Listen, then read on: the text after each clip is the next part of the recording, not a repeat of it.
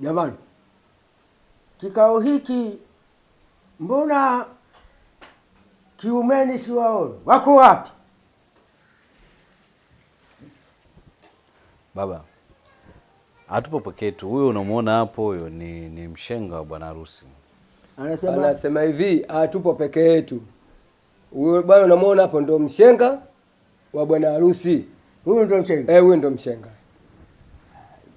Wewe bwana mshenga. Naam. Mbona unatucheleweshea shughuli hii? Vipi? Kulikoni? Mzee, ni kutokana na kujipanga tu ndio imekuwa sababu ya siku chelewa kidogo. Anasemaje? Anasema hivi kutokana na mazingira ambayo ya kupanga shughuli hii. Ndio maana anasababisha amechelewa. Mshenga? Ndio. Mimi nilikuwa nauliza, kwani baba wa bwana harusi yuko wapi? Bwana harusi hana wazazi. Wazazi wake wamefariki bado akiwa mdogo. Inna lillahi inna ilaihi. Anasemaje? Anasema wazazi wake, wazazi waliomzaa huyu bwana harusi wamefariki, wazazi wake tangu yuko mdogo. Ada. Poleni. Samani, mimi ningependa kufahamu jambo kwako wewe mshenga. Wewe pamoja na bwana harusi, hivi mlishawahi kukaa chini na kuzungumza ama kuongea na bibi harusi? Kuhusu nini mjomba? Lakini bwana harusi amelalamika, ni wiki ya pili sasa. Anapiga simu kwa bibi harusi hapokei kabisa.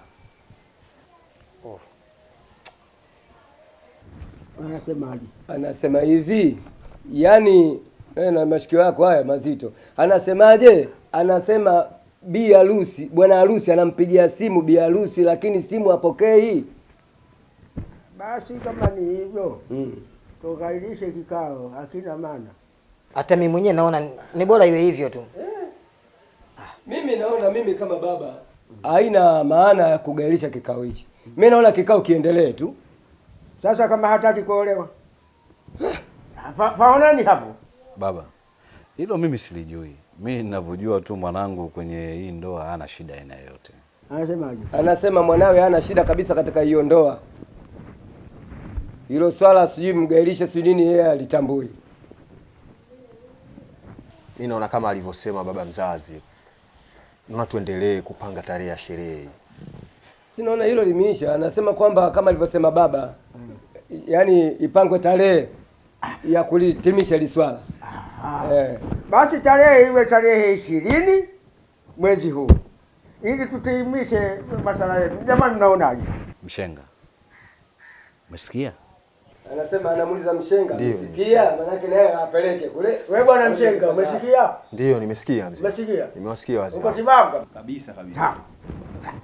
Sasa baba, mimi nilikuwa naonelea hiyo siku ya sherehe hiyo pale uwanjani isikosekane ngoma ya Mdumange. Anasemaje? Kuna mimi namsikia vizuri. Anasemaje? Siku ya shughuli. Yaani vitu vyote hata vikosekane lakini ngoma Mdumange iwepo. Mdumange? Mdumange. Na siku hiyo, asikia? Siku hiyo mtavaa jani kuanzia hapa mpaka kwenye unyayo. Hapa tukaa. Wewe unatumbuya? Wewe. Vumbi tim. Sionekani mbele. Wewe mtakonaje siku hiyo? Mama. Mjomba hapa yeye ndo awe mshereheshaji, awe kiongozi wa hiyo shule. Sasa wenyewe wanasema mjomba naye ni mama. Shughuli ya mwanangu na kaaje chini. Mjomba ni mama. Mjomba ni mama. Asante sana. Sasa ni kweli jambo liko sawa. Naam. Likamilika kwa haraka babu yangu. Kila kitu nyumbani kitakaa sawa. Lakini bwana shauku ya bwana rafiki yangu. Jambo liende sawa. Naam. Sasa babu, mimi nikuage babu yangu. Kwa heri. Asante sana. Naam. Na mimi nasema safiri salama. Mwenyezi Mungu atakujalia. Amin. Mimi naitwa Mzee Kimbika. Ndio. Mimi naitwa Mshenga Mtemi. Mshenga Mtemi. Naam. Karibu. Asante. Ulipokuwa toru na kuchutumia. Sawa mzee. Asante sana. Sawa. Haya. Mwenyezi Mungu tu atie wepesi ili jambo ikishafika tarehe 20 kila kitu kikae sawa. Na ndio kumuomba. Ndio. Asante. Asante sana. Asante. Mimi bwana naitwa Mzee Kibita. Sawa sawa. Bwana. Basi sawa. Karibu sana. Nashukuru sana. Asante. Haya kweli. Wewe. Asante.